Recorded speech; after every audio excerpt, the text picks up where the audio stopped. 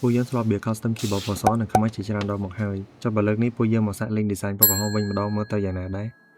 នេះជា keyboard GMK 67ពណ៌ក្រហមដែលមើលទៅប្លែកនិងទាក់ទាញជាងពណ៌សឬពណ៌ខ្មៅធម្មតាដោយសារតែ keyboard នេះត្រូវបាន tape mod និង stabilizer mod ពី builder អស់ហើយអញ្ចឹងយើងឈានទៅកាន់ការដាក់ cross switch តែម្ដងសម្រាប់ការ build លើកនេះពួកយើងជ្រើសរើសយកគ្រាប់ KDT Red Wine ដែលវាមានសំឡេងនិង feel នៃការវាយប្រហាក់ប្រហែលយ៉ាងខ្លាំងទៅនឹង KDT ខាង White ការដាក់ cross switch ចូលម្ដងមួយគឺប្រើពេលយូរមែនទែនតែតាមរយៈការ edit ពួកយើងគ្រាន់តែ snap គឺរួចរាល់ហើយនេះជា keycap ដែលយើងនឹងយកមកប្រើប្រាស់គឺឈុត Red Samurai